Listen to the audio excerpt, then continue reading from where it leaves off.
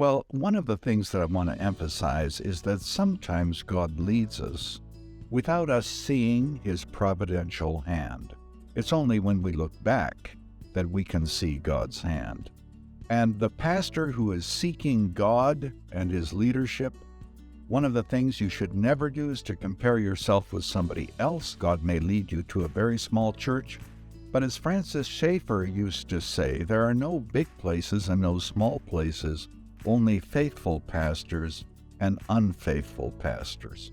So be open to God's leading, but don't despise the decisions that you make that seem to be inconsequential, because later on they might be important. Can I give an example? In 1977, I resigned from a church in Chicago to teach full-time at Moody Bible Institute. And we woke up the next morning without a church to go to. I wanted to go to a different church, but my wife said, let's go to Moody Church, because I had come to know the pastor, Pastor Wiersbe. Now, I don't know about you, but whenever I hear the voice of God, it sounds an awful lot like my wife, Rebecca. So we decided to go to Moody Church. Now, parking was a problem. I dropped her and the two kids off. We only had two kids in 1977. And I told her somewhere I'll find a parking space, but LaSalle Street was as tight as a drum. There was a parking area far away. I said, I'll try to park and meet you in the lobby. Right ahead of me, a man fidgets with his keys. I still see it so clearly in my mind. He backs out, I back in, maybe 100 feet from the door.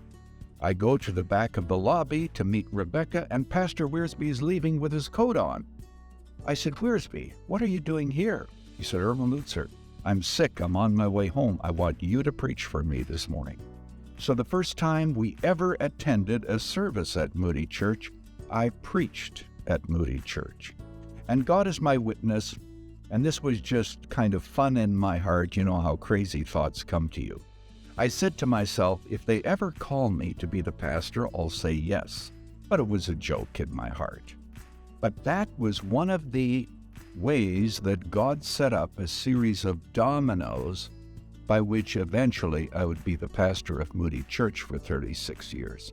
Now, I mention that story, and I have other stories like that, because people have to know that in ordinary decisions of life, even related to a parking space or related to people you meet or connections that you make, they may have a much greater consequence that you will ever see. So to that pastor out there who's struggling, who doesn't see God where He is, what you need to do is to be faithful, and God will show up in ways that are unpredictable. I think, for example, of the Bible story about the children of Israel who were in Egypt.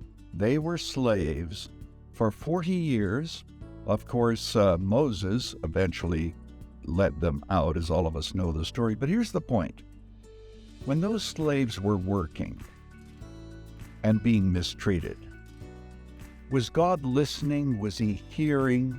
The Bible says God listened and God heard. So to that pastor out there, I say this: you may not be seeing God the way you'd like to see Him, but remember this: don't ever interpret the silence of God as the indifference of God. God may be silent, but He's never indifferent to your heart's cry.